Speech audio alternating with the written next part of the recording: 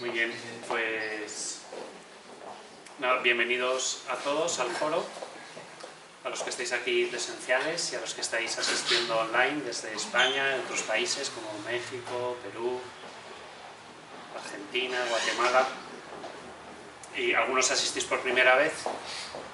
Y bueno, esto es eso, un foro donde se puede deliberar, es un foro amigable, amable, donde no hay hostilidad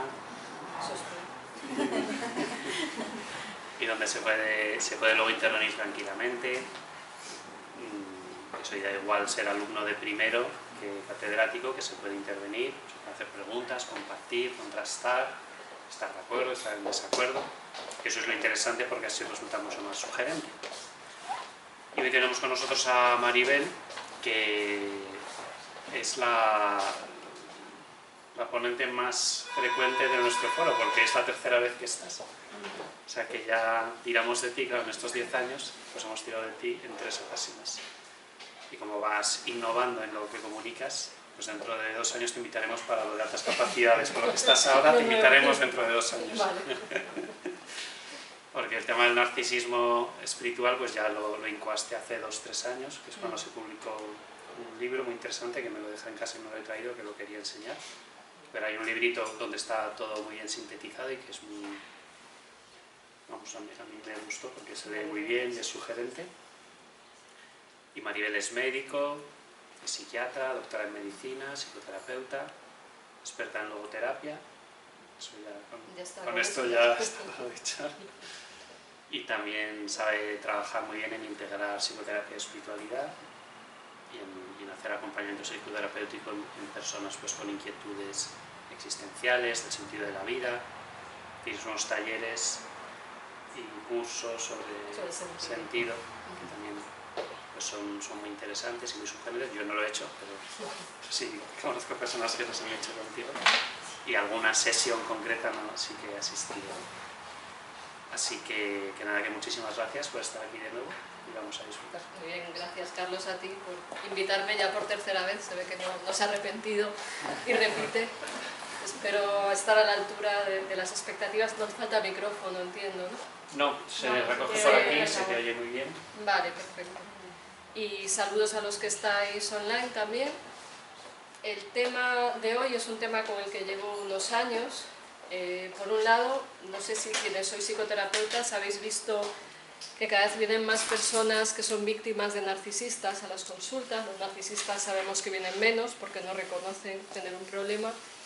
Pero yo he visto aproximadamente en los últimos 10 años un fenómeno que antes no me encontraba con tanta frecuencia, no sé si es casualidad, pero no, lo digo como la idea de la que parte, ¿no? Es decir, bueno, ¿por qué cada vez hay más personas que vienen hablando de situaciones de abusos, de malos tratos por parte de parejas narcisistas, pero también en la vida espiritual, en la vida religiosa? Hablo de los 2 ámbitos porque también sabemos que está de moda la meditación, que hay otras líneas de espiritualidad diferente a la religiosa, y también dentro de los propios ámbitos religiosos encontramos a personas que tienen dinámicas abusivas y que se creen con un derecho a pasar por encima de los demás. A su vez yo creo que este es un tema en el que todos hemos de hacer autocrítica, porque todos podemos caer en la vanidad. Yo digo que todos tenemos una parcelita narcisista, a veces más pequeñita, a veces se dispara, a veces es un latifundio que a uno le posee y pierde la visión de la realidad, ¿no? Entonces es un tema que a mí me ha ido llamando la atención, como digo, y también me ha sensibilizado por ayudar a personas que están traumatizadas por diversas dinámicas relacionadas con el narcisismo y en concreto me voy a ir centrando en el ámbito espiritual, que es el tema en el que estamos hoy. Para muchos, incluso para mí al principio, mezclar narcisismo y espiritualidad me parecía algo contradictorio, porque la espiritualidad no es algo en sí narcisista, pero las personas sí pueden hacer un uso narcisista de la espiritualidad, cosificarla, utilizarla al servicio de su ego personal o de su grupo y no ver más allá de los propios intereses. Es decir, hay un uso autocomplaciente de la espiritualidad, un uso para el yo, un uso individualista, hay un consumismo espiritual cada vez más creciente, que no solamente están en ámbitos de moda, nueva era, mindfulness, etcétera, sino que en la propia religión pues también se está viendo, ¿no? Quizás antes no le poníamos nombre a esto, no se llamaba así, o sea, de la soberbia se habla desde que existen las religiones como el origen de todo mal, de todo pecado. Hoy en día, desde el ámbito psicológico, psiquiátrico, pues igual en vez de decir soberbia exacerbada, hablamos de narcisismo, que tiene algunos rasgos más, tiene algunos añadidos. La cuestión aquí es ayudaros a reflexionar, tanto para vuestro ámbito personal como en vuestras relaciones de ayuda o en lo que os surja en vuestra vida privada o en vuestra vida espiritual, religiosa, cada uno como lo considere. Me gusta el título que ha puesto creo que Carlos, lo de elegidos para la gloria, porque también a veces en ámbitos religiosos cuando escucho que alguien dice yo soy un elegido, a mí a veces me saltan las alarmas, porque una cosa es que tu vocación es X y tú sientas que tu camino ha sido de tal manera pues, pensado, elegido por Dios, pero ser uno un elegido, a veces dicho de esta forma, puede ser ya un indicio, un síntoma, ¿no? Porque todo ser humano es hijo de Dios, creo, ¿no? O sea, no me lo estoy inventando yo, no es una cosa de psiquiatras, sino que está en las religiones, ¿no? Entonces, y claramente en el cristianismo, entonces cuando alguien dice, yo soy un elegido, digo, me suena la película Los Inmortales de hace no sé cuántos tiempos, ¿no? Otra cosa es que mi vocación es tal o mi camino es cual, ¿no? Entonces, cuando pusiste la palabra elegidos para la gloria, pues suena a élite espiritual, a los que están como marcados por una especie de traje de superhéroes y nosotros tenemos la verdad, somos la reserva espiritual de Occidente y nosotros vamos a decirles a los demás lo que de verdad es la religión, y de ahí nacen las sectas, y de ahí nacen las dinámicas sectarias. Con esto no digo que no haya visiones mejores o peores, hablo de la soberbia, de la actitud de desprecio, de separación, de juicio del otro y de señalamiento de que el mal lo tiene siempre el otro, no uno mismo, ¿no? Incluso hay autores que hablan de las parroquias narcisistas, que me hacía gracia un otro protestante, Darrell Pulse y otro, que hablan de cómo a veces hasta las parroquias funcionan como un individuo narcisista, diciendo somos los mejores y los de la parroquia de al lado no valen nada, ¿no? Digo, pues que es cristianismo más estupendo, ¿no? Pues así podemos una y otra vez caer inconscientemente, a veces es muy sutil, a veces no es explícito, a veces no es que uno se pone la pegatina de somos los mejores, pero en esas actitudes soberbias de superioridad o de diferenciar, sabemos que el mal tiene que ver con separar, diferenciar, pues vemos cómo se está manifestando el narcisismo. En la charla de hoy voy a hablar en primer lugar, de una manera resumida, de qué es el narcisismo, para después verlo en la vida espiritual y por último plantear alguna idea acerca de si hay o no alguna salida. Yo creo que sí, excepto en los casos más graves, más patológicos, pero cada vez más autores hacen propuestas para tratar lo que llaman asuntos narcisistas de los pacientes, es decir, rasgos, comportamientos, actitudes. Y están ahí, es necesario conocer, ¿no? que algo se puede hacer, ¿no? Porque si no, los terapeutas, la tentación que nos surge es decir, bueno, alguien que sepa de narcisismo que yo no, o sea, yo me sé la teoría, pero tratar a un paciente narcisista puede ser muy agotador, ¿no? Porque generan rechazo, porque son conflictivos, porque tienen mucha intolerancia a la frustración, porque se están comparando contigo, en fin, mil dinámicas que darían para otra charla, pero que lo que quiero decir es que también es un fenómeno a comprender por quienes somos terapeutas, porque está ahí, está presente y yo opino, no soy la única, opino que hay una pandemia narcisista. Hay un libro de hace unos años titulado La epidemia del narcisismo o algo así, no recuerdo la autora o los autores, pero que esto está diciéndose, no es nuevo, ¿no? Voy a entrar en algunas ideas básicas acerca de lo que es el narcisismo. Supongo que todos conocéis más o menos el mito de Narciso y de cómo, a causa de una maldición, dado que rechazó a la ninfa Eco, que estaba enamorada de él, la rechazó de una manera injusta, él sufre una maldición por parte de la diosa Hécate de estar enamorado de su propia imagen y al final acabar ahogado por ese embelesamiento, ¿no? Entonces, Narciso de entrada era egocéntrico, era egoísta, o sea, no es que la maldición le vuelve narcisista, ya lo era, rechazaba a todas las mujeres, a todo el mundo que se le acercaba, y el remate ya fue cuando la ninfa Eco acaba destruida, ¿no?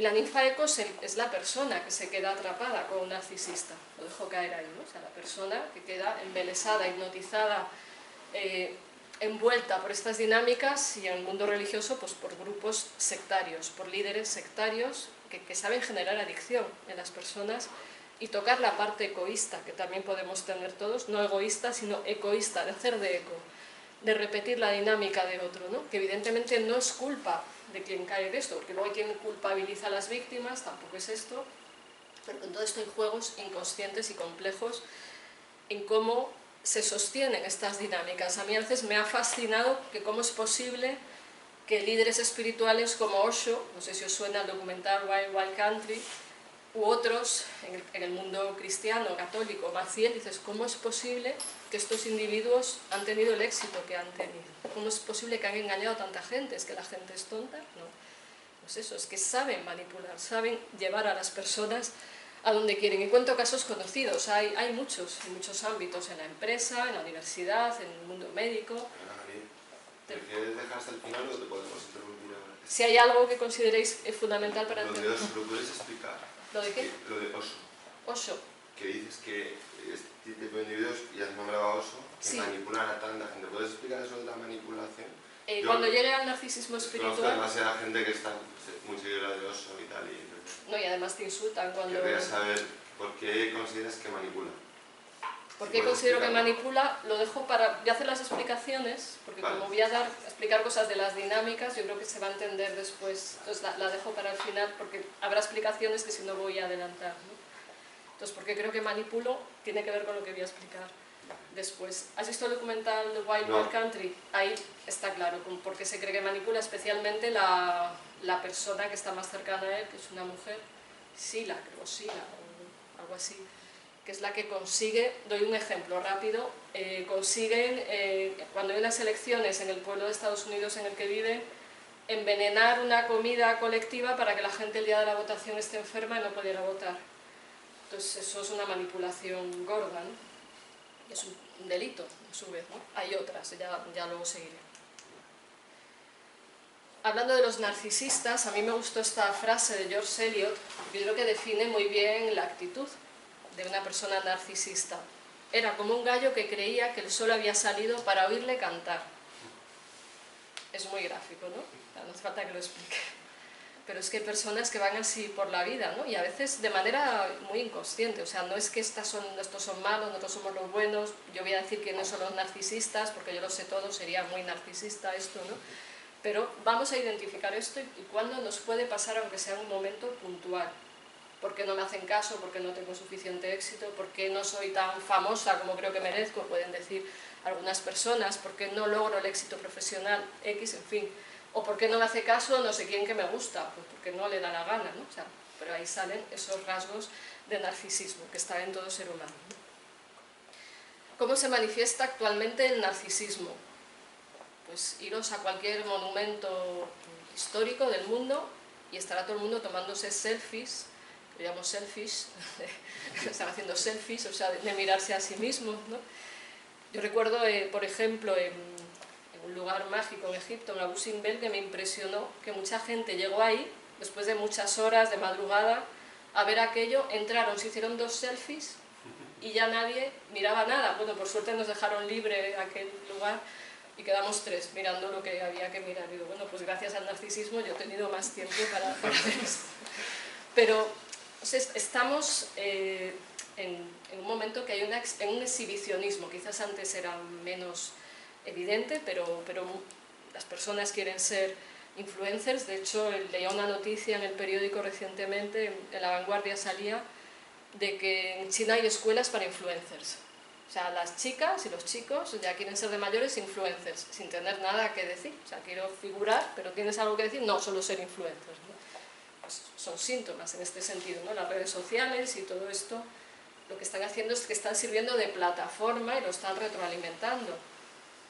Quizás por eso es más visible. No sé si esto nos hace pensar que las redes sociales no aumentan o disminuyen.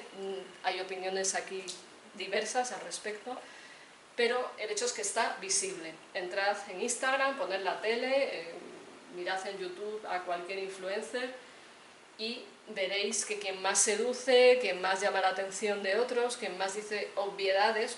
A mí a veces me gusta ver en Instagram, no entro mucho, pero cuando entro digo, a ver qué cosas tienen éxito, que parece muy curioso, y son auténticas tonterías, millones de me gusta, cosas que, o exhibiciones o auténticas perogrulladas, y dices, pero ¿qué está pasando? ¿No? Y alguien diciendo algo profundo, de repente, pues nadie le hace caso, ¿no? Alguien monta un circo en su casa, grita, hace algo esperpéntico, pues tiene éxito, ¿no? Pues estamos en esta cultura también superficial, no solamente narcisista, ¿no?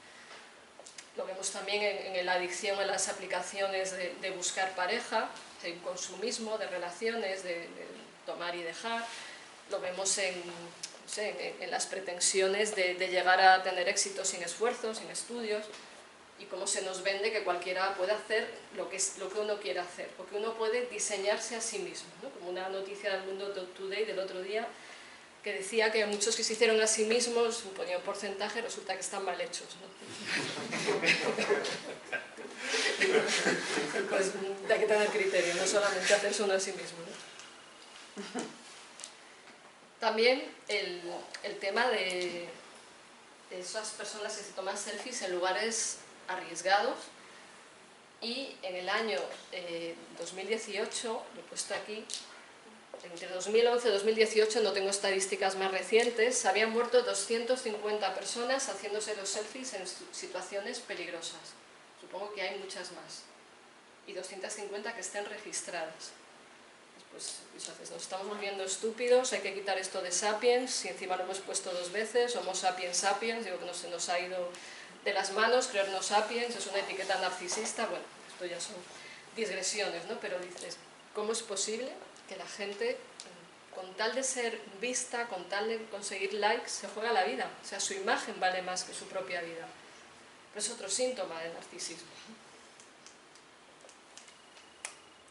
Esta frase de Milon y Davis me parece muy gráfica de cómo funciona alguien narcisista, pensando, mis órdenes son tus deseos. La persona con un narcisismo patológico, en esto habrá grados, cuando es un narcisismo patológico, más extremo, piensa que los demás en el fondo están deseando servirse, satisfacer sus necesidades y deseos, y no se ponen en el lugar de otros, su empatía es cero y actúan desde una tiranía porque es que los otros están encantados de servirles.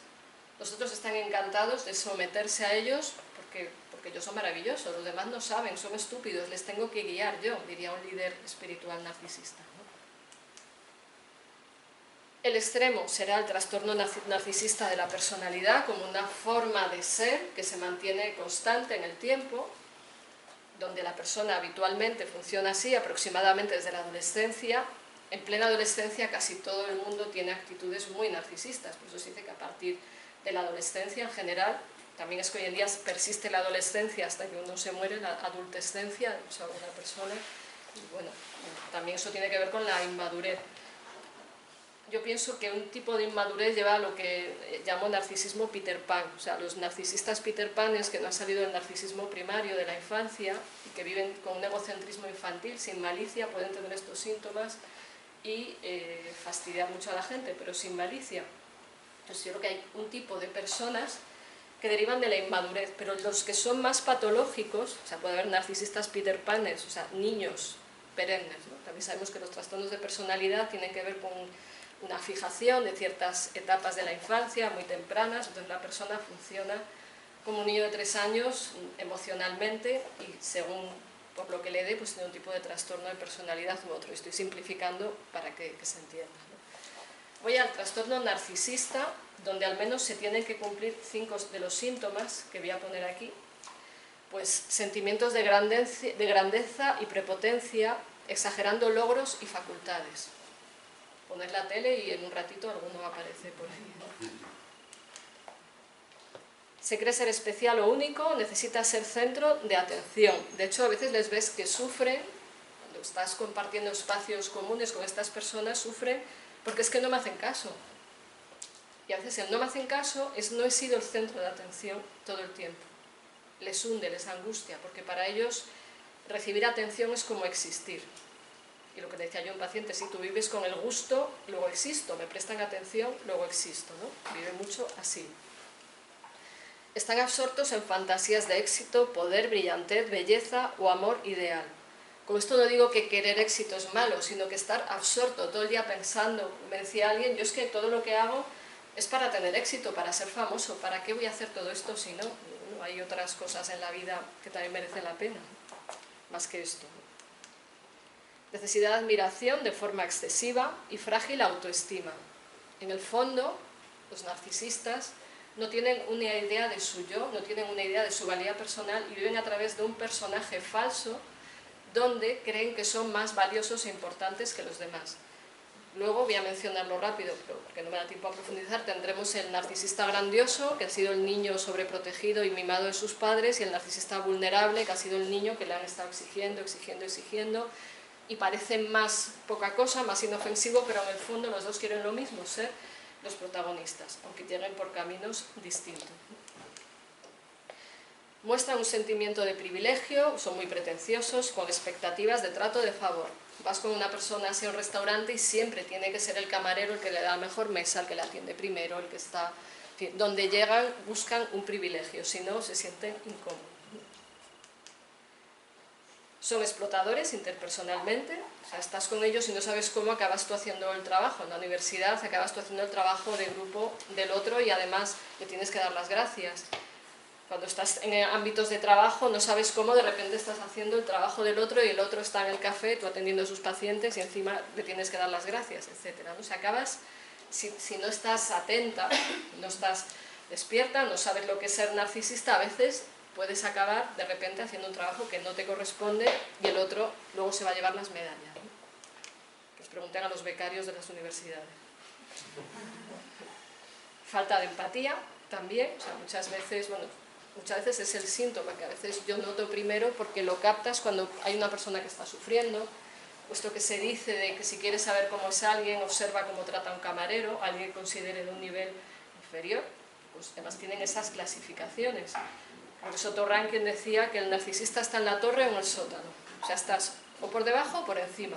Al que está por encima le van a adorar la píldora, al que está por debajo lo van a pisotear. No entienden las relaciones en horizontal, siempre es jerarquía, arriba o abajo. Por lo tanto, en ese cuadro, cuando una persona sufre, cuando una persona la consideran más vulnerable, no son capaces de ponerse en el lugar del otro, no toleran la vulnerabilidad, además. Les pone nervioso que alguien llore, no llores, no te quejes, no te hagas la víctima. Si se meten con otra persona, le hacen daño, dice, pero es que es insoportable verte llorar. Decía uno que había venido de un retiro de meditación a su mujer, que le estaba cuestionando algo que había hecho mal, dice, ya me has estropeado todo el retiro de meditación, con lo elevado que yo estaba. Dices, ups, digo, creo que esto no le sirvió de mucho, ¿no? Envidia a los otros y cree que los otros le envidian a él. Pues vive mucho a través de la envidia, y aunque te digan, me alegro muchísimo de tu éxito, les da mucha rabia que tengas más éxito que ellos, ¿no? Son hipersensibles a la crítica, porque en el fondo son inseguros, y un rasgo de ellos suele ser la vergüenza. No sienten culpa cuando hacen algo mal, sienten vergüenza. ¿Qué pensarán de mí? No, me siento mal por haber hecho daño, no, qué vergüenza que me han pillado, no he hecho daño. Son presumidos, fatuos y egoístas, y tienen comportamientos y actitudes arrogantes o soberbias.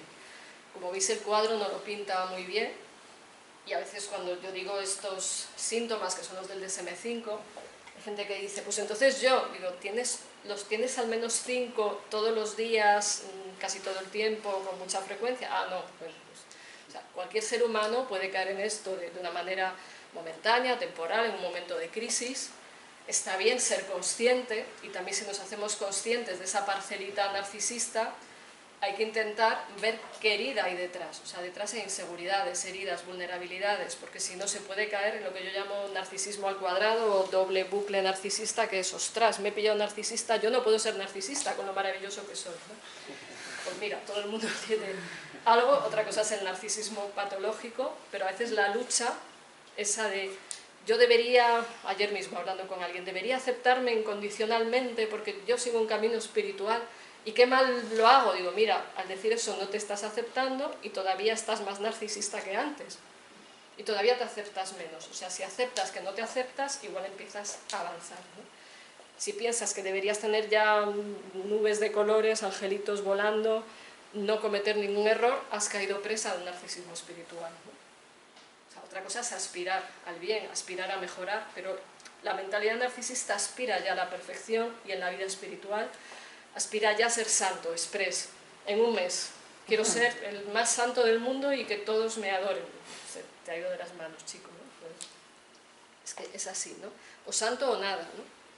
O iluminado o nada, pero ya, y porque yo lo valgo, ¿no? No en plan de admiro un camino de santidad, quiero desarrollarme, quiero ser una buena persona, quiero acercarme a Dios, bueno, como proceso, como idea, es constructivo, pero como algo que le doy un botón y ya estoy aquí en el altar, pues es muy patológico y casi, vamos, casi no es delirante, ¿no?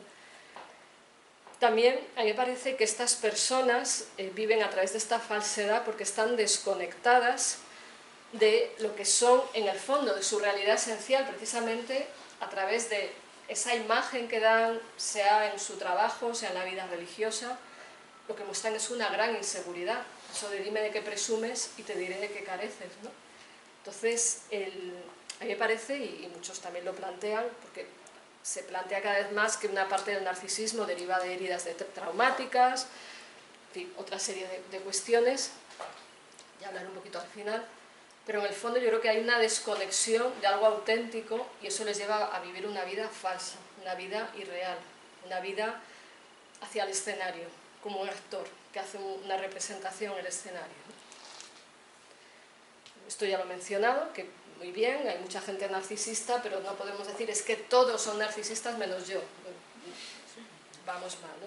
Todos podemos tener una dimensión, una parcelita, momentos de vanidad, de soberbia, y mejor mirar esto desde la comprensión, sin poner una hiperatención, porque entonces estamos dándole todo el protagonismo, pero sí desde la comprensión, el respeto, la ternura, pero los límites, ¿no? Si esa parte de uno, para tener éxito, machaca a todo el que está ahí fuera, ya no es una parcela, es el latifundio que decía antes, ¿no?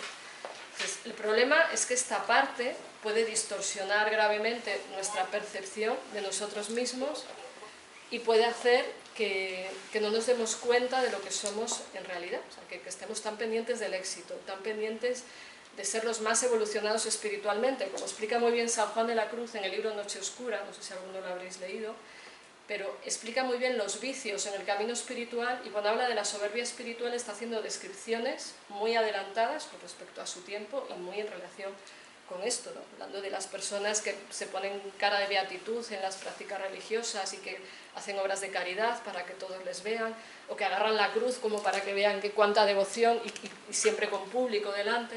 O sea, esto está descrito desde antiguo, ¿no? Pero desde la psicología, desde la psiquiatría, pues estamos dándonos cuenta que tiene que ver también con la patología narcisista, ¿no? ¿Y cómo surgiría el narcisismo? Creo que se está haciendo eco porque hay alguna persona online tiene los micrófonos, bueno, si podéis quitar los micrófonos que estáis online porque me estoy oyendo a mí misma. Bueno, ¿cómo surge? Estoy oyendo.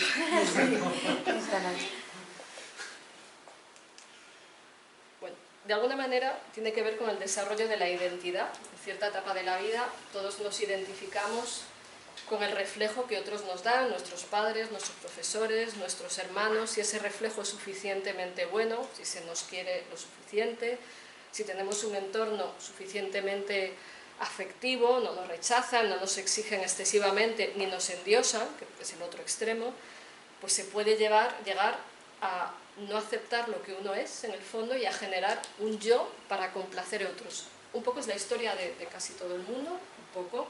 Si es totalmente, se genera una patología, ¿no? Pero en general, los padres que son limitados, los profesores que son limitados, pues se quieren quedar con el lado bueno de sus hijos, con lo que les agrada. Lo que no agrada es niño cállate, niño no llores, niño no des la lata, niño no seas malo, que evidentemente hay que poner límites, pero a veces sin querer se fuerza a que un niño sea alguien que no es, que sea complaciente, bueno, el más guapo, el más listo, el más simpático.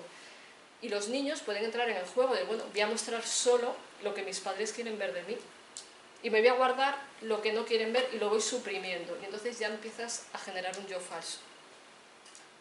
Como digo, puede ser parcial o puede ser mucho más amplio, ¿no? Muchos hablan de que se origina como consecuencia de heridas en la infancia, los traumas en las relaciones, las negligencias, los maltratos, o sea, en el fondo es como el no recibir un amor suficientemente bueno, ¿no? O sea, tanto porque los padres quieren que su hijo sea un instrumento para presumir ante otros, como si los padres están tan inseguros que están todo el día criticando a su hijo porque no es suficientemente bueno, ¿no? Entonces se habla hoy en día cada vez más de los traumas relacionales, de cómo se configura una identidad insegura cuando no hay un ambiente suficientemente seguro. O sea, el ambiente perfecto no existe porque entonces nuestros padres serían dioses en persona. Pues de alguna manera hay que plantear esto como una profunda herida de amor. Detrás de todo esto también hay factores genéticos, es un trastorno multifactorial, pero estoy hablando de un narcisismo así como sin llegar a los extremos, ¿no? Cómo se va configurando esto de una forma parcial o incluso total, ¿no? De alguna manera, y lo estoy resumiendo, o sea, esto es complejo, pero voy lanzando ideas, se configura una falsa identificación. O sea, el niño empieza a creer que es lo que los padres le dicen que tiene que ser. Cuando consigue adaptarse a la exigencia del entorno, entonces acaba viviendo como a través de un personaje, de una máscara, el niño gracioso, el niño bueno, el niño listo, pero incluso el niño malo puede acabar con el narcisismo vulnerable, de no soy suficientemente bueno y voy entonces a hacer otro personaje para ser simpático o para seducir al entorno, etc. De alguna manera es una forma de sobrevivir, más en ambientes adversos, donde el niño aprende a cómo a manipular el entorno, se enseña su sonrisa beatífica y entonces todos le dan sus caricias, sus premios. Entonces, el niño es malo, que nadie me vea, va aprendiendo esto, ¿no? O sea, no es que aprende a madurar, sino que aprende a fingir. Y cuanto más fingimiento, más patológico puede ser esto, ¿no? De alguna manera, insisto, en esto de la desconexión esencial. Hay un autor, Rudolf Allers, que fue maestro de Viktor Frankl, que él hablaba de cómo la neurosis se originaba a raíz de vivirse en una vida falsa, y esa vida falsa tenía que ver con esa desconexión de lo auténtico de uno. Lo auténtico no es que ahora tengamos que ser malos, o sea, eso son conductas, otra cosa es ser quien eres, en verdad, ¿no? Puedes comportarte bien o mal, puedes ser coherente o incoherente, pero quién eres en el fondo es lo que se ha olvidado cuando uno cae en el narcisismo, ¿no? Está intentando ser alguien que no es, está intentando gustar, está intentando ser como quieren los demás. Y cuanto más esfuerzo se hacen, quiero gustar y ser como quieren los demás, no quiero decir que no se tengan en cuenta a los demás, que eso es distinto. Una cosa es el respeto y la empatía, otra cosa es la dependencia de la aprobación externa. Pues cuanto más está el esfuerzo en ser como quieren los demás, y lo que es peor, como imagino que quieren los demás, más desconexión y más riesgo de llegar a dinámicas de narcisismo. De alguna manera se va fabricando una máscara, incluso varias, para sobrevivir. Hay personas narcisistas que son camaleónicas y que según con quién están, sacan un personaje, sacan el otro. Cuando son muy inteligentes, pues pueden hacer el show según convenga, ¿no? El problema es que se genera un yo falso que al final no le deja ser quien realmente es.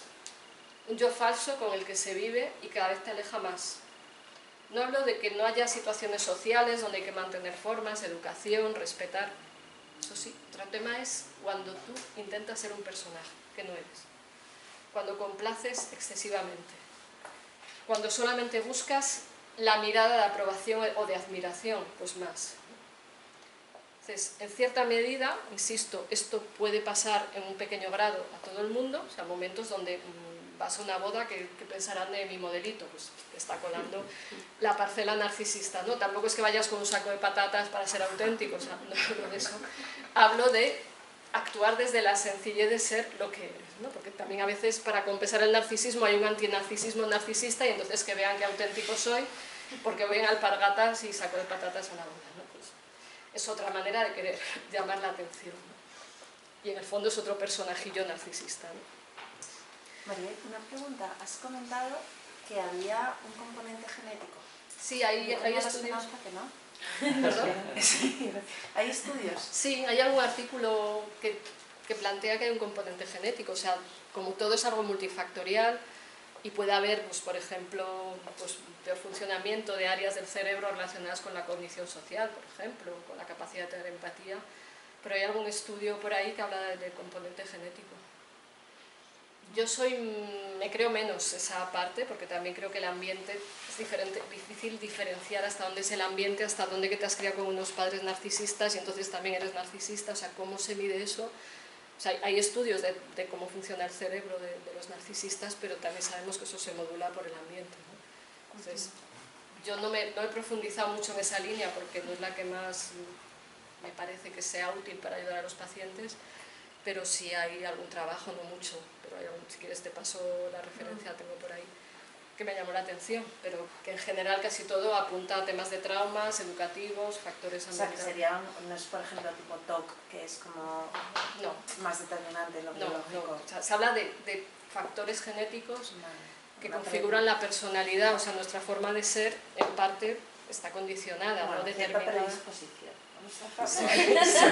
Mejor, con la predisposición salimos ahí adelante, ¿no? Igual que el tema de la psicopatía, donde parece que sí hay más factores, ¿no? Pero bueno, esa sería otra cuestión, más factores genéticos, biológicos, etcétera, pero obviamente cuestiones ambientales, ¿no?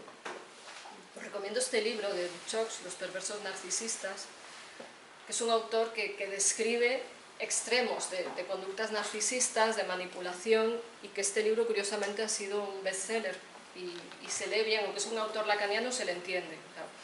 O sea, parece irónico esto, pero a veces a mí me cuesta entender. No me lo creo. Bueno, se le entiende. ¿Algún dato sobre esto? Esta letra pequeña, no lo puedo ver aquí. Bueno, de alguna manera, lo plantean Buchox, Rakamier hablaba de narcisismo maligno, Otto Kemper hablaba de narcisismo, Rakamier hablaba de perverso, Otto Kemper es el que habla de maligno. Bueno, eso es otro mundo donde podemos entrar, pero sobre todo quiero hablar de que el narcisismo tiene un gradiente desde un poquito de narcisismo a rasgos y se te va yendo de las manos a un trastorno narcisista de la personalidad y el extremo. O sea, el narcisismo patológico más peligroso sería este, que es el perverso, que lo plantean estos autores como una forma de narcisismo extrema donde hay perversión moral, es decir, por ejemplo, cuando se quiere hacer pasar por bueno algo que es malo. Por ejemplo, cuando una persona abusa sexualmente de otra en ámbitos religiosos, le come la cabeza para hacerle ver que eso es natural, que eso es bueno, que hay que pasar por ahí. Entonces ahí está la perversión, hacerte pasar por bueno algo que es malo, ¿no? La sobrevaloración de sí mismo, que eso está en común con todos los narcisistas, pero el rasgo aquí, un rasgo a tener en cuenta que viven a través de la degradación del otro, sienten placer en el menosprecio y el uso de los demás como objetos y actúan con frialdad. Seducen, envuelven y manipulan al entorno.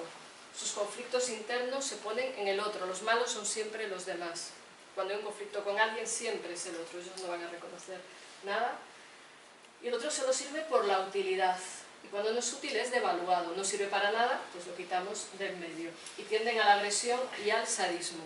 Como podéis imaginar, son personas complicadas, y imaginaros esto en el ámbito religioso. Y vuelvo al caso de Maciel, que es el caso conocido, o sea, tenía todos estos rasgos, ¿no? Lamentablemente y tristemente, ¿no? Además, esto no sé.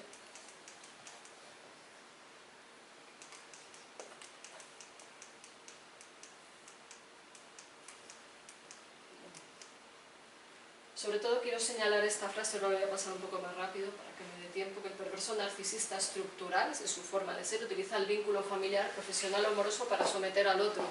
Supongo que todos habéis visto o conocéis las películas del Padrino, donde por la familia se hace cualquier cosa, ¿no? Sin esos extremos mafiosos hay familias que funcionan así, es que soy tu madre, es que soy tu padre, entonces te tengo que machacar y te tienes que aguantar, ¿no? Familias con ciertas patologías, pues vemos que los narcisistas pueden actuar así. No tienen en cuenta a los demás, esto va, ya más o menos lo he dicho, pero que todos podemos llegar a utilizar en ciertos momentos estos mecanismos. Un momento de crisis, un momento de angustia, se puede llegar a manipular el entorno. Voy a mencionar los daños que producen los narcisistas, por ejemplo, el maltrato psicológico, muchas veces sutil y con alta destructividad. No siempre es el maltrato este de dar una paliza, insultar, no siempre es un maltrato explícito, sino que puede ser muy indirecto. Y doy ejemplos. El marido que dice a su mujer, pues a fulanita sí que le quedaba bien ese vestido, como el tuyo. O sea, le has hundido la moral directamente, ¿no? a la pareja, ¿no? Si les descubren en una infidelidad, dicen que la otra persona es paranoica, que la otra persona cómo es tan susceptible, que cómo se ha atrevido a mirar el teléfono, si personas que les descubre porque les mira el teléfono, eso quiere decir que realmente la delincuente es ella. O sea, le dan la vuelta a la tortilla, hacen luz de gas, si hacen daño a alguien siempre dicen que es que el otro es un sensible, y no siempre con malas formas, a veces con muy buenas formas. Son maltratadores de guante blanco, entonces pues con lo amable que es, pero te acaba de fundir los plomos y tú no entiendes muy bien qué te ha pasado. Culpan siempre al otro, o sea, la culpabilización es un mecanismo de manipulación, un síntoma a veces de las víctimas de maltratos narcisistas que te piden perdón por existir y se culpan por todo, y entran por la puerta de la consulta, perdón, solo has entrado por la puerta de la consulta, ¿qué le ocurre, no? Y perdón, que te voy a preguntar la hora, es normal que me preguntes la hora, ¿no? Pero hay personas que veremos que están muy culpabilizadas porque han tenido un padre, una madre, una pareja y todo es su culpa y no son capaces de mirar con objetividad la realidad, porque es un síntoma de ese tipo de manipulación, ¿no? Los sectarismos de todo tipo, se habla incluso de sectas unipersonales, cuando alguien está con una pareja que es así, le ha comido al otro la moral, ¿no? Hay ciertas parejas que absorben, que atrapan a otro como si fueran una secta, y en ámbitos religiosos, espirituales, obviamente son así. Anulan la identidad del otro. En ámbitos espirituales a veces encontramos clones espirituales en ciertos ámbitos. Voy al ejemplo de Osho. En el documental se ven a todos vestidos igual, haciendo lo mismo, una y otra vez cosas muy repetitivas, y eso son técnicas para anular la identidad. Es decir, si a las personas les tienes con ayunos prolongados, durmiendo muy poco, repitiendo una serie de mantras, todos vestidos igualitos, con unas normas muy rígidas, pues al final la gente no sabe muy bien quién es. Y cada vez que uno se expresa por sí mismo, le dicen, no, el ego no existe, tienes ego, por eso estás protestando, ¿no? Me contaban de una secta de Cuenca, o de Guadalajara, bueno, por ahí, no, de Cuenca, que el líder de la secta tenía varias amantes, además de su mujer, y a sus amantes, que iba captando entre las alumnas de sus cursos de formación X, les decía que si tenían celos es que no habían trascendido su ego, y que él tenía que estar con varias a la vez para que las mujeres trascendieran su ego, ¿no? Manipulación. O sea, que se estaba haciendo un favor. Por el mismo precio del qué curso. amabilidad. Sí. Trascender el egoísmo, mira, todo hay que compartirlo, ¿no? Bueno, pues así van anulando, ¿no? Generan inseguridad, desconcierto, confusión, a veces vacío de sentido, la gente no sabe muy bien quién es, sumisión, hay personas más inseguras en un momento de vulnerabilidad, pues que caen en este tipo de grupos donde al final de tanto culpabilizarlas, acusarlas, cada vez que se expresan, cuestionarlas. Una vez recuerdo una persona que da una conferencia insistiendo, el ego no existe, la visión oriental, y cuando alguien le dice, pero ¿por qué dices que el ego no existe? Tú calla, el ego no existe, eso que dices es desde tu ego. Manipulación, ¿no? Tú eres un ignorante, por eso preguntas, ¿por qué dices que el ego no existe? ¿O cómo sabemos que el ego no existe? Ese es tu ego, no tiene validez, estás anulando la perspectiva del otro, ¿no?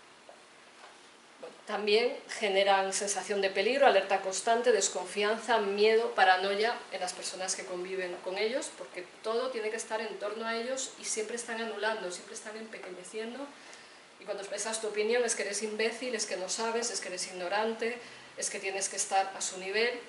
Un ejemplo, un señor aficionado a la meditación le decía a su pareja, después de decirle una serie de barbaridades, insultarla sutilmente, eso sí, si te insultan, si es uno de alto nivel, insultos de guante blanco, de no eres suficientemente sofisticada, hay mujeres más agradables que tú, que no voy a tener que replantear, la otra cada vez más hecha polvo, y dice, ¿ves? Si lloras, porque no has llegado a mi nivel espiritual, por eso lloras, por eso te alteras, porque no estás a mi nivel, si lo vieras desde mi nivel, esto no te afectaría, ¿no?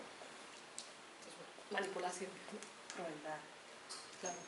Crueldad, pero ahí está, a veces con una gran sonrisa, por eso las víctimas dudan, y luego muchos regalos y flores, y te dan una caja de bombones, porque tu ego lo necesita, porque no estás a mi nivel, ya llegarás, ¿no? Y digo cosas reales, no me las estoy inventando, ¿no? A veces también síntomas de despersonalización, o sea, de tanta anulación y machaque de sus víctimas, pues a veces ya no saben estar en conexión con la realidad, consigo misma, despersonalización, desrealización, etc. Y bueno, voy a avanzar porque si no me enrollo y voy a ir a los siguientes puntos. ¿Hasta qué hora tengo? ¿Hasta las 8, 8 y cuarto para hablar? Lo que tú quieras. Vale, pongo Tenemos hasta... hasta las 9 y... Pero lo que tú... Vale, hasta las 11 de la noche.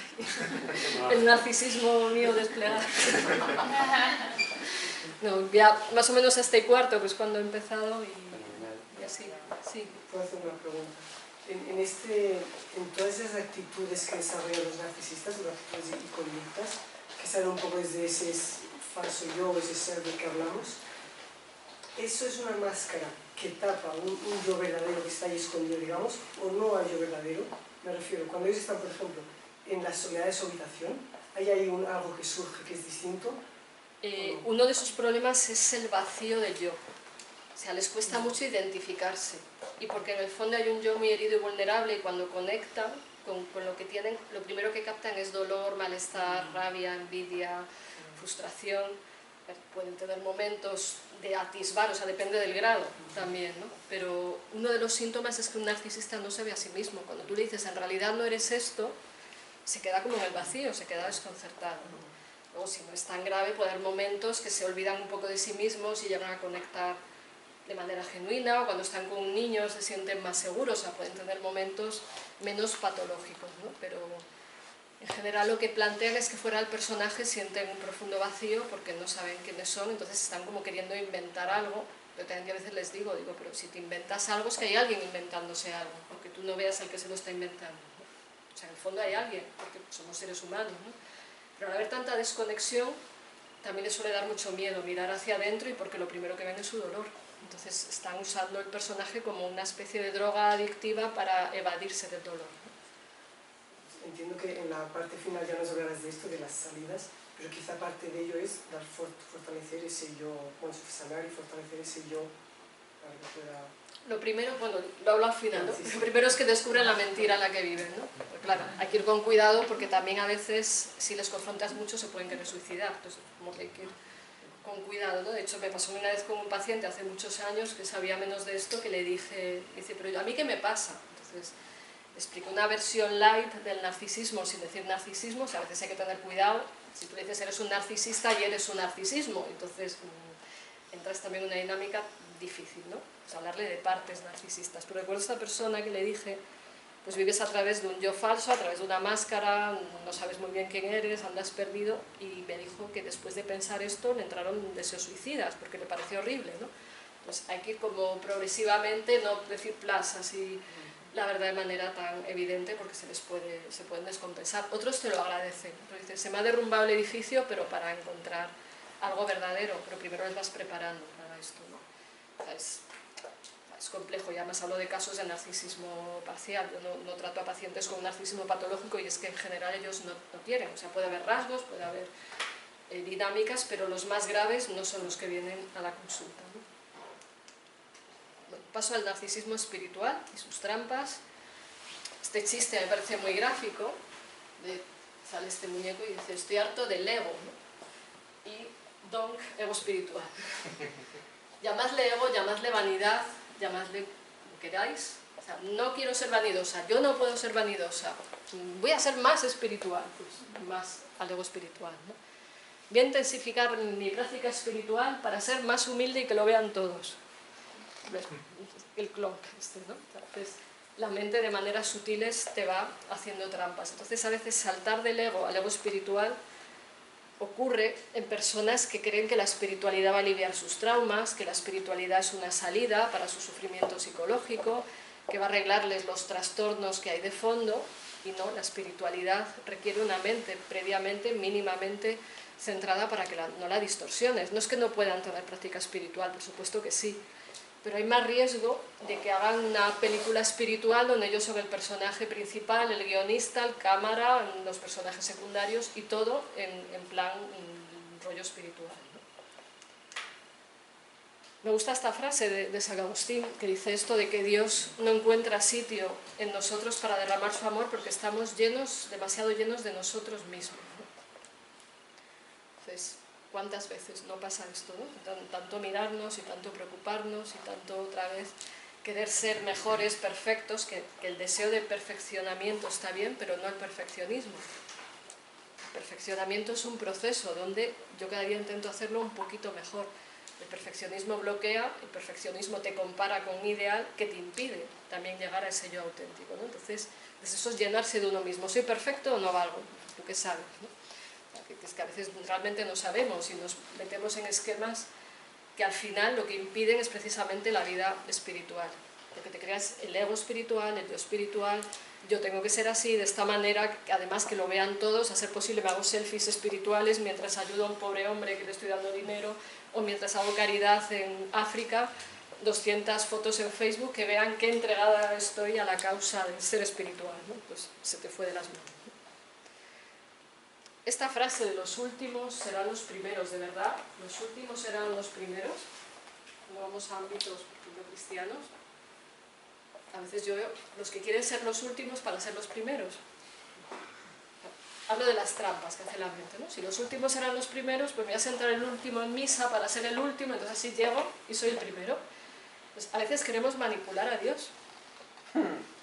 Así, ¿no? Que Dios vea que estoy el último y entonces así, ¡pum!, me pone el primero, ¿no? O me voy a martirizar más para ser más humilde y voy a sufrir más para que Dios vea cuánto le quiero. Pues mira, Dios no es tonto. ¿Le quieres o no le quieres? Entonces, ahí se cuela ese ego espiritual. Pongo ejemplos, ¿no? Pero cuando digo esto, los últimos serán los primeros, de verdad. Jugamos a esto, nos lo creemos, y estoy siendo un poquito aquí ácida, ¿no? O sea, porque a veces veo esa falsa humildad. Me voy a humillar totalmente y así van a ver lo humilde que soy. Realmente ahora soy humilde, no como antes, que lo sepan. Sí, hacemos estas contradicciones, o sea, la soberbia explícita es fácil de percibir, pero estos vericuetos que hace la mente, o cuando se intenta manipular a Dios y decir, mira, voy a hacer esto para que Dios me quiera. ¿Tú crees que vas a poder manipular a Dios? Cuando se usa la religión de una manera autocomplaciente, para autosatisfacción, sin pensar en los de al lado, y solamente en tu tribu espiritual, ¿tú crees que Dios quiere eso? Pregunto, ¿no? Aquí para cada uno. O me viene el poema de Teresa, Santa Teresa, que dice, no me mueve mi Dios para quererte el cielo que me tienes prometido, ni tampoco el infierno tan temido. Esta última frase no sé si está correcta. Sí, tampoco el infierno tan temido para dejar por eso de defenderte. Eso es, pero ¿nos acordamos de eso? No, ¿no? Okay. ¿A dónde voy con esto? Que a veces estamos solo en los logros espirituales.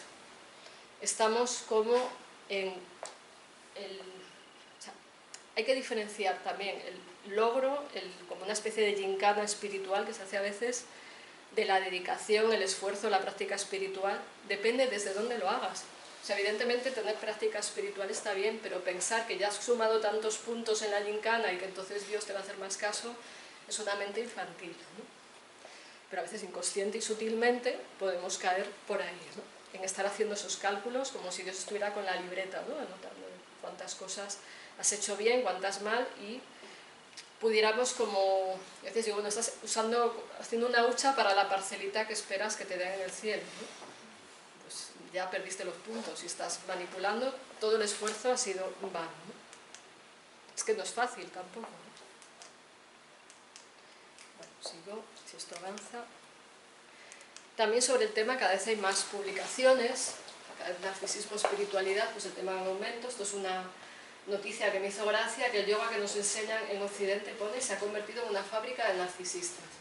Si buscáis yoga en Instagram veréis a mucha gente con poses así, y eso es lo contrario de la idea del yoga, que es un camino de unificación, de humildad, de autodisciplina. No es voy a hacer posturas en mallas para estar muy guapa y muy tal. Al final, esto es una fábrica de narcisistas, ¿no? Otro estudio que defiende que el yoga y la meditación inflan el ego en vez de reducirlo. Cuando el mindfulness lo practican narcisistas, se hacen más narcisistas. No quiere decir que el mindfulness no tenga cosas buenas, que evidentemente sí, pero si eres narcisista, te pones a hacer mindfulness y te lo tomas demasiado en serio, acabas más narcisista, ¿no? Porque usas el mindfulness para ser ultra espiritual. Hay por ahí un vídeo que se titula Cómo ser ultra espiritual, os recomiendo, que es divertido con todo esto, ¿no?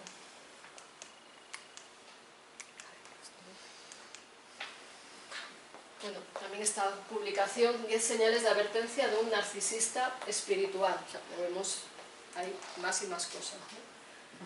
O los cargos religiosos atraen a personas con trastorno de personalidad narcisista. ¿Cómo evitarlo? ¿Cuántos pastores narcisistas hay destruyendo parroquias y almas? Un estudio dice que el 32%.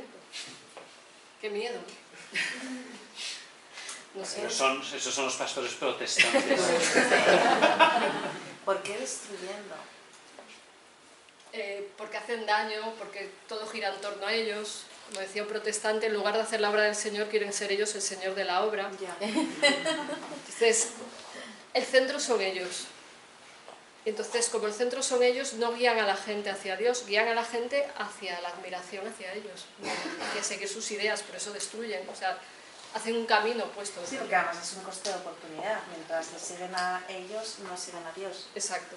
Y además dan ideas distorsionadas de la religión, inducen a fanatismos, dogmatismos, ocupan, por ejemplo, mucha energía en ir contra los que no son como nosotros, en lugar de hacer tu camino en el amor de Dios, ¿no? Bueno, vamos a ir contra los de la parroquia de enfrente o contra los musulmanes o contra... Entonces se gasta mucha energía contra alguien en lugar de construir. Pero a veces también mucha energía para que les doren la píldora y logran seducir a gente, ¿no? Entonces no sé si este estudio, no sé en qué país es, no recuerdo, pero también lo que es importante tener en cuenta es que a las personas narcisistas les puede atraer a hablar en nombre de Dios, lógicamente, o sea, eso es la bomba. O sea, eres narcisista, hablas en nombre de Dios, pues ya, ¿qué más quieres, no? Eres un representante de Dios. Y desde esa mentalidad, o sea, con esto no digo que sea malo ser representante de Dios, sino que el que lo hace para autopromocionarse, pues es un peligro público, puede hacer graves daños, ¿no? Y muchas veces estas personas con estos rasgos son quienes hacen abusos de conciencia, abusos sexuales, abusos de poder, porque están enfermas. Entonces, eso es una manera de destruir, ¿no? Y aquí tenemos que tener sentido crítico, porque si no, es como una plaga, ¿no? Por lo menos aquí dice el 32, no dice el 92, pero, en fin, no recuerdo qué contexto, pero vamos, es tremendo. Este libro es uno que he citado antes, porque aquí hablan de las parroquias narcisistas, de esto que he citado, de no quieren hacer la obra del Señor, sino ser el Señor de la obra, y es un trabajo sobre pastores narcisistas en el ámbito protestante, pero que veremos paralelismos. Cuando he leído el libro, porque en el ámbito católico hay menos, hay cosas, pero bueno, creo que es un libro a tener en cuenta para entender un poco de cómo son estas dinámicas y de cómo nos pueden perder, ¿no?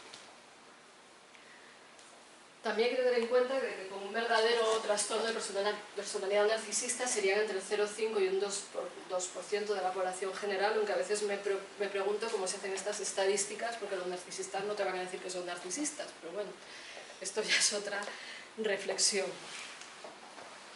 Por otro lado, a veces pienso en esto del lado oscuro de la fuerza, si habéis visto estas películas, como que reconocéis, son historias de narcisismo espiritual. Saruman era un mago bueno que hacía el bien, pero le lleva a la tentación del poder. Darth Vader era un Jedi bueno y se corrompe porque pone el amor de su mujer y sanar a su mujer por encima del mundo, ¿no? O sea, es que su egoísmo personal se pone por encima de todo, o el Gollum con su tesoro, ¿no? Su anillo, ¿no? Entonces, son ejemplos de la perversión del ser humano, la perversión del yo, cuando la tentación del poder les absorbe, ¿no? Esto está en el cine, está en la literatura, el mito de Fausto, el retrato de Dorian Gray. No estoy hablando de nada nuevo, o sea, esto está contado hasta el aburrimiento, pero necesitamos términos actuales de todo ello, ¿no? ¿Y qué entiendo por narcisismo espiritual? Voy a intentar resumirlo en estas diapositivas. En primer lugar es cuando se usa la espiritualidad o la religión para satisfacer al ego, solamente para mí, conmigo. Los demás no cuentan. Yo voy a ser una iluminada, una santa, no sé qué, los demás, pues no, ¿no? Me decía una persona que había entrado en la vida religiosa para querer a todos y así no tener que querer a nadie en particular. Y yo no me pude callar y dije, o sea que en realidad no quieres a nadie. Pero bueno, así. Así mismo. Bueno, ni eso, es que ni siquiera o sea, quieren al personajillo que se han inventado, pero en el fondo ni a sí mismos, ¿no? También el ego espiritual es un personaje a la propia medida, o sea, las personas que van muy exageradas en su dinámica religiosa, que quieren que se les vea, que quieren O sea, están siempre como representándose a través del rol, pues sea un sacerdote, un monje, una monja, o sea, que se vea que este es mi rol, no uno más, sino que se vea y que yo merezco otros privilegios, ¿no? Pues se fue la cosa de las manos, ¿no? Entonces, cuando se genera esto, es otra vez el personaje, pero la diferencia con lo que he explicado antes del narcisismo es que el personaje es un personaje espiritual. Soy un meditador, soy un yogi, soy una monja, soy un sacerdote y ya. O sea, es como que el resto de la persona está diluido, solamente se presume de ese rol espiritual, ¿no? Y claro, es como muy absurdo y a veces muy llamativo. Cuando adaptamos a Dios al propio ego y queremos que sea la hada madrina, por ejemplo, hay personas que solamente recurren a la práctica espiritual cuando quieren pedir algo. Con esto no digo que pedir a Dios sea malo, lo que quiero decir es que si solo es eso, esperas que Dios sea la hada madrina, ¿no? Que cumpla mis deseos, que Dios me lleve a donde yo quiero, ¿no?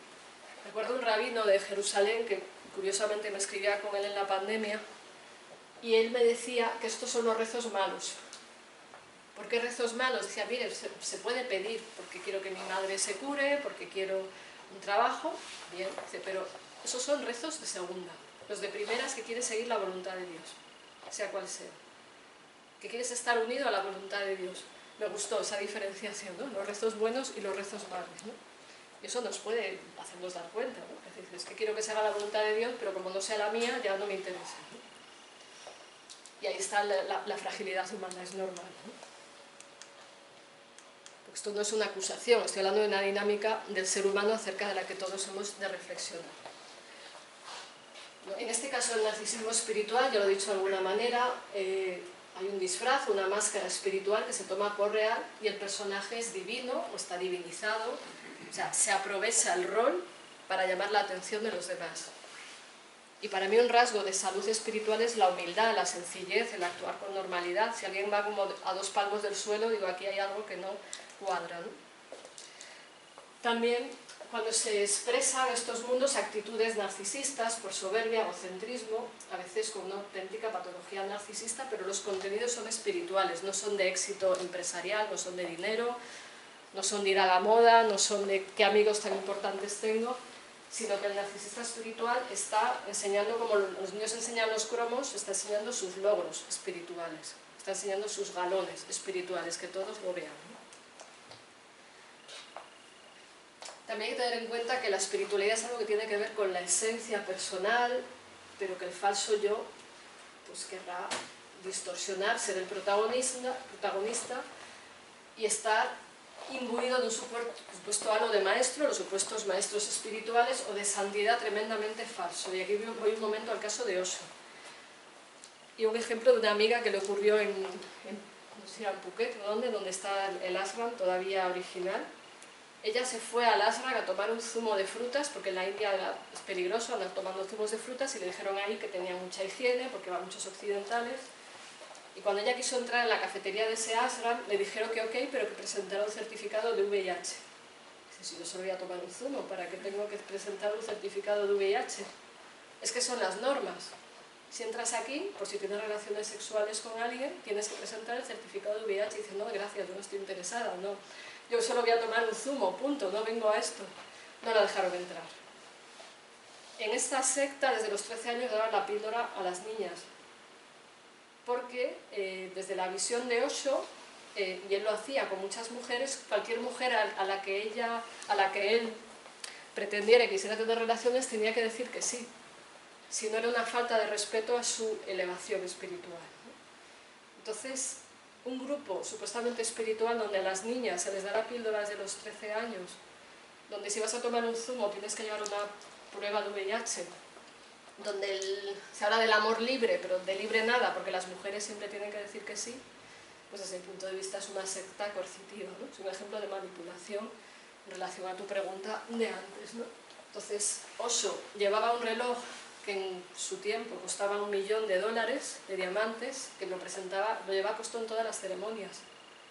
Su reloj de $1 millón, tenía un ejército que le protegía, un ejército armado en la finca de Estados Unidos donde vivían, y cada vez que viajaba se llevaba sus 40 y pico Rolls Royce. Si eso es un ejemplo de líder espiritual, pues no sé, hay cosas ahí que no me cuadran, ¿no? Ejemplos, o sea, en el documental, como digo, vienen reflejadas muchas de estas cosas, ¿no? Me gusta la definición de Jorge Ferrer, y me queda poco tiempo, así que bueno, la digo y voy a pasar rápido ya a lo del final. Principales síntomas de narcisismo espiritual son, entre otros, como veis en el año 2003, habla de esto ya, un frágil sentido de poder personal y de amor propio. En el fondo están inseguros. Preocupación por comparar el nivel espiritual en el que uno se encuentra. De esto habla San Juan de la Cruz en la Noche Oscura, de los principiantes que se están comparando constantemente con los demás. Hablar constante y repetidamente de las experiencias y logros espirituales propios. Hay ciertos grupos espirituales donde está ahora muy de moda que si has tenido una visión, que si has tenido tanto religiosos como espirituales, que si has canalizado el Espíritu Santo y has conseguido no sé cuántos efectos, entonces al final estás pendiente de los efectos, no de Dios. Entonces se corre el riesgo también con esto, ¿no? O si has tenido la visión de lo que sea, ¿no? Una fuerte necesidad de reafirmación positiva y de alabanza, inquietud por ser especial, afán de ser elegido para algún propósito espiritual, distinguido o ser el preferido o preferida de algún maestro o maestra espiritual. Cuando vas a ciertos grupos de estos, ves que están como los más adeptos, que están pegados al líder y que van siempre detrás y van siguiendo como sus pasos, y que son un tipo de narcisistas también, los narcisistas adeptos que buscan estar siempre con el mejor líder para demostrar que ellos son los mejores, ¿no? Y que buscan ser los enchufados, ¿no? También una idealización o demonización extrema de los maestros espirituales. O sea, veremos que hay personas que se adhieren a un maestro, pero a los 3 días pues igual lo odian, o quieren a todos los maestros espirituales o a ninguno, o van oscilando. También tienen graves dificultades para trabajar con figuras de autoridad, excepto que sean el líder del que quieran obtener beneficios espirituales, ¿no? Y también una susceptibilidad exagerada y una postura defensiva contra cualquier tipo de crítica. Yo recuerdo hace unos años que colgué algo sobre la secta de Osho, cuando salió el documental de Wild Country, lo colgué en redes sociales y recibí insultos fuertes. Y yo le dije a alguna persona, digo, si realmente no es una secta, ¿por qué me insultas? O sea, cuando un grupo no es secta, se puede dialogar, se puede hablar, se pueden recibir críticas, pero cuando las críticas son a machacar tu imagen, a decir que tú no sabes, a que tú no tienes el nivel que ellos tienen, pues me están confirmando la sospecha, ¿no? No se tolera la crítica, luego aquí hay dinámicas sectarias, ¿no? Bueno, del ego ya he hablado, de la vanidad, etcétera. Y estas cosas que aquí ya he mencionado. Quiero ir a cómo daña el narcisismo la vida espiritual. Decías, pero ¿cómo destruye? Pues te llevan a una vida falsa, aunque parezca espiritual. Tienes un líder espiritual que lo que te está guiando es a que tú le sigas a él, no que sigas a Dios. Y a veces es muy sutil. Por ejemplo, las personas que solamente pueden ir a la misa de un cierto sacerdote y nadie más, porque nadie más sabe lo que es Dios. Pues qué mal está la Iglesia, ¿no? Puede haber ahí una forma de manipulación. O sea, otra cosa es que te guste más un líder espiritual que otro, pero cuando es algo muy exclusivo, pues crees que llevas una vida espiritual, pero puede ser falso, ¿no? O cuando en lugar de hacer el bien, dedicas toda tu energía a combatir contra otros y a promocionar a tu grupo, pues ese no es el objetivo único, ¿no? O el principal. Cuando nos aleja de todo, de nosotros mismos, de los demás, de Dios. Las sectas hacen esto. La gente cree que sigue un camino espiritual, pero rompe con su familia, rompe con sus amigos, rompe con todo lo que estaba en su tradición cultural, ¿no? Pero perdón, por otro lado sí que tienen como un sentido de pertenencia al grupo. Pero es diferente sentido de pertenencia que sentido exclusivo de pertenencia. O sea, todo ser humano necesitamos pertenecer, pero cuando tu pertenencia te hace exclusivo, diferente, y estar contra los demás de manera agresiva, es diferente, ¿no? Porque tú puedes decir, bueno, yo estoy en un grupo, a mí este grupo me ayuda, me sirve, me apoya, me sirve incluso de una cierta identidad. No, pero quiero decir que es verdad que el sentido de pertenencia al grupo hace que no se sientan tan solos y no se... O sea, compensa en cierto modo el separarse de su familia. Sí, o sea, eso en una parte es lo que engancha. Claro, pero si por tener compañía rompes todos tus vínculos previos, hay una contradicción, ¿no? O sea, yo creo que es más sano decir, bueno, aunque yo no esté de acuerdo con otros, soy capaz de respetar, dialogar, comprender, aunque no tengo por qué estar de acuerdo con todo el mundo, evidentemente, ¿no? Y puedo pertenecer a algo, pero no significa que soy superior a ningún otro ser humano por pertenecer a algo. Hay secuelas aparte de la soberbia, ¿no? También puede dañar, hacer sufrir daños, porque hay mucho maltrato en estos grupos. Daña la religión a quienes la siguen. Como digo, este tipo de líderes espirituales se convierten en ídolos. O sea, es una idolatría donde el divino es el sacerdote o el maestro espiritual o el maestro de meditación. Él es el ídolo. Y lo ves en la dinámica. O sea, la gente está extasiada con el líder espiritual y no ven más allá del líder espiritual. O sea, no trascienden. Y el líder espiritual les seduce, les manipula, les hace creer que son una élite, ¿no? No sé si habéis visto una película que se llama Midsommar. Es bastante dura, pero refleja la realidad de una secta en Suecia, un país nórdico, donde son súper amables de entrada. Es un lugar idílico, es maravilloso, pero detrás hay auténticos crímenes, todos con sonrisas y todo está bien, es que estamos así fenomenales. O sea, hay una perversión donde creen que están en un lugar sano, bueno, agradable, y están haciendo barbaridades, ¿no? También he hecho aquí una especie de clasificación de posibles narcisistas. No voy a entrar en esto porque no hay tiempo y esto es amplio, pero también para que pensemos que no hay un solo tipo, sino que hay diferentes formas en las que un narcisista espiritual se disfraza. Puede disfrazarse de salvador, yo ayudo a todo el mundo, pero que me vean en la foto, de predicador, el que está toleando discursos y corrigiendo a todos, los sacrificados, o sea, los que siempre se sacrifican por los demás, siempre ayudan, pero en el fondo quieren que les vean, ¿no? Los seductores, los depredadores, o sea, estos son muy peligrosos, se hacen pasar por buenos, pero en el fondo saben sus fines, que son obtener dinero, sexo, poder y ya, ¿no? Los víctimas, que el hacerse la víctima también tiene rendimientos. Y en ámbitos religiosos, a veces el pobrecito víctima, pues obviamente hay víctimas a las que hay que ayudar, ¿no? Pero a veces este puede ser un rol narcisista, los que van de frágiles, de hipersensibles. En la etiqueta paz, yo creo que a veces hay, no siempre, o sea, es una etiqueta que puede tener su valor, pero a veces hay un tipo de paz que son los frágiles narcisistas, de perfida, que nadie me toque, ¿no? Los visionarios, que tienen visiones proféticas y que se las cuentan a todo el mundo, bueno, los adeptos, ya lo he dicho, los perfectos, los líderes, incluso los santos. Yo conozco a gente que presume de lo santa que es. Y presumir de lo santo que eres, esto en el manual de santos estaba, no me suena, me resulta extraño, ¿no? También esto es un ejemplo gráfico, ¿no? Que se puede aplicar a diferentes contextos.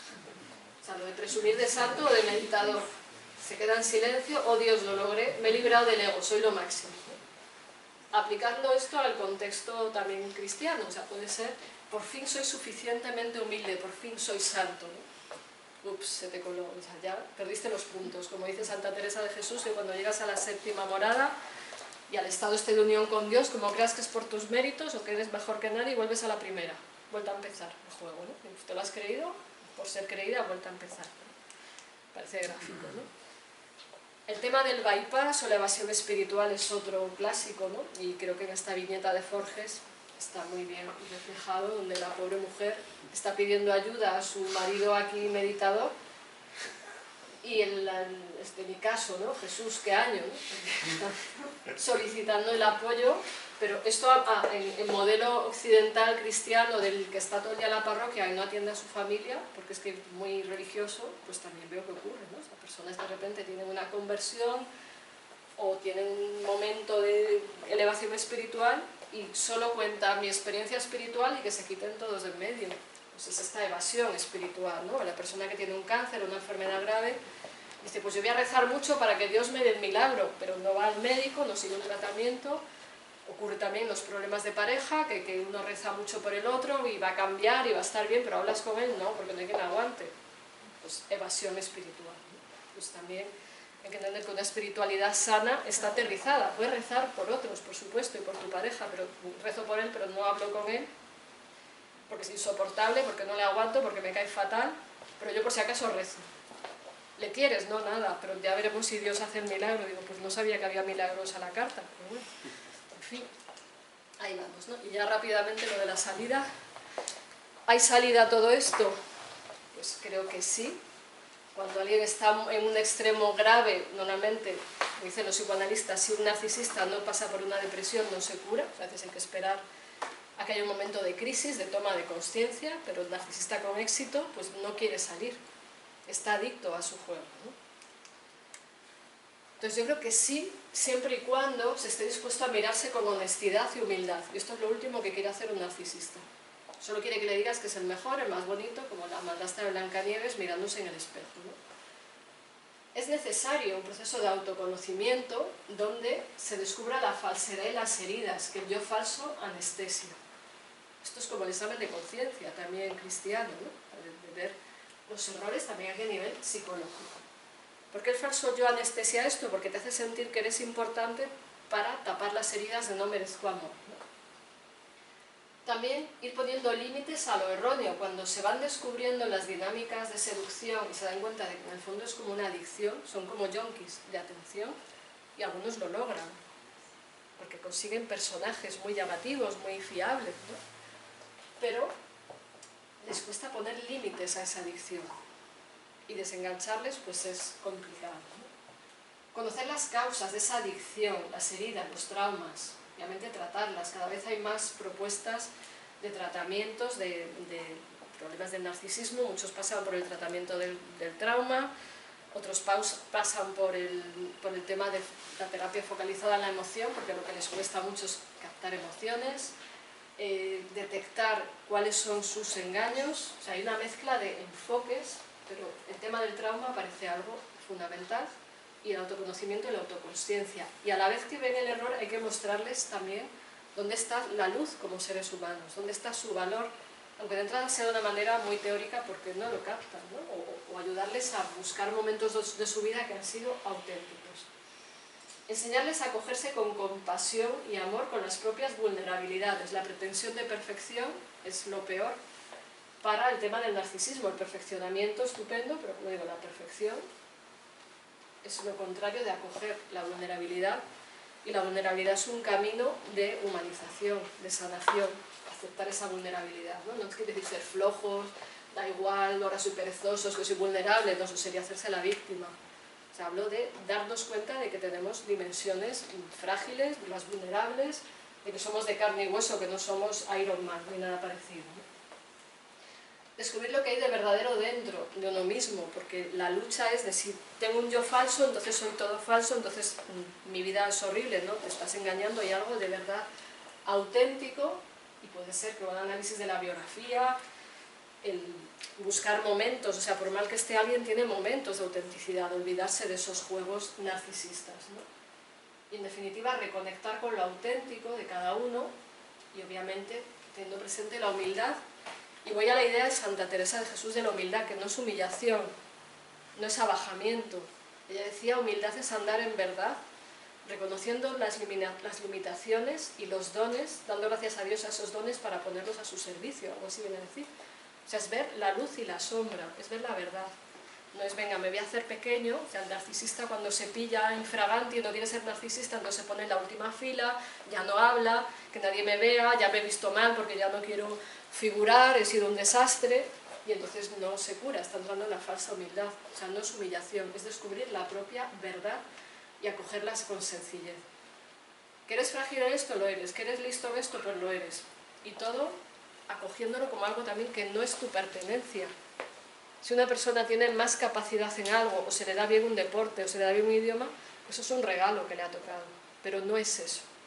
O sea, también aquí hablo de desidentificarse de las cosas que uno pueda tener y pensar que esto le hace ser superior. Y voy ya a una parte del final que tenga que ver también con esto, ir asumiendo responsabilidad, algo que no quiere el narcisista, ser mayor de edad, quiere siempre la muleta de la atención ajena, y no quiere asumir que su vida tiene limitaciones, no quiere asumir que es vulnerable y que tiene que ocuparse de aterrizar en la realidad y vivir en la realidad como es, no en el metaverso que se ha fabricado en la cabeza, donde los demás son personajillos a su servicio, ¿no? De alguna manera encontrar, o sea, esto es una propuesta que planteo, encontrar la libertad, el llegar a encontrar la libertad y a la plenitud de ser quienes somos. También parece que solo es posible cuando nuestra alma llega a lo más profundo de sí misma, que esto es fácil de decir y difícil de hacer, ¿no? y se liberan de las ficciones que le impiden verse tal y como es, como también diría Rudolf Fallers. Entonces, salir de la mentira, buscar lo auténtico, aunque nos veamos limitados, pobres, imperfectos, desastrosos, pero solo partiendo de una aceptación de la realidad es como nos podemos superar. Y voy a la fórmula que dice San Agustín: conócete, acéptate, supérate. Queremos el supérate. Ni te conoces ni te aceptas. Pero hasta que no te conoces no te puedes aceptar. Cuando te puedes aceptar puedes decidir, como cuando vas caminando por un camino y dices, no, yo estoy en Londres, no, estoy en Madrid. Pues acepto que estoy en Madrid. Pues yo querría estar en Londres ya, pero estás en Madrid. Acepta dónde estás y desde ahí puedes caminar. Estás siempre estoy en otro sitio, me tengo que superar, pues no vamos a avanzar en ninguna dirección, porque si no, ese yo falso siempre quiere el protagonismo, es como un personajillo que te posee. Muchas veces hasta se habla de posesión psíquica, no hablo de posesiones diabólicas en este momento, no os asustéis, pero es como que ese niño tirano herido se apodera de la psique de la persona y no la deja elegir, la tiene esclavizada y adicta a ficciones. Y termino con esta frase de Rumi, místico musulmán, hablan de la vulnerabilidad también, pero dice esto: el centro de tu corazón, donde la vida comienza, es el lugar más hermoso en la tierra. Y otra frase suya, que cuando dice que la herida es el lugar por donde la luz entra en ti, que lo he saltado antes, pero quiero decirlo aquí, que de alguna manera acoger nuestras heridas, nuestras limitaciones, nuestras vulnerabilidades, con respeto, compasión, cariño y a la vez esforzándonos por ser un poquito mejores, nos puede ayudar a ir superando este narcisismo que cuando es una herida, cuando tiene traumas detrás, evidentemente requiere terapia. Y terapia de todas esas heridas que están detrás. Cuando alguien funciona a través de falsedades es porque está tapando algo que le duele, algo que le aliena, algo que le ha desconectado de su verdad. Pues bueno, aquí algunas ideas que igual os he apelotonado un poco porque es un tema que me parece importante y me parece interesante porque es algo que nos aqueja en nuestros días. Perdonad que me he alargado un poquito más, pero quería, ya que está, voy a terminar. Y ya si hay preguntas de lo de Osho, no sé si con lo que he dicho es suficiente. Sí, sí, me quedo con ganas del comentario. Sí. Sí. Muy interesante. Sí, hay que verlo, ¿eh? Además el documental está bien porque hay testimonios de dentro y fuera de la secta. Y... Wild Country, sí. Salvaje o... Sí, país salvaje. Pues habla de todo ese desarrollo y pues, a mí me parece que es un buen reflejo de cómo funciona una secta vista desde dentro y desde fuera, vienen las dos partes. Pues muchas gracias.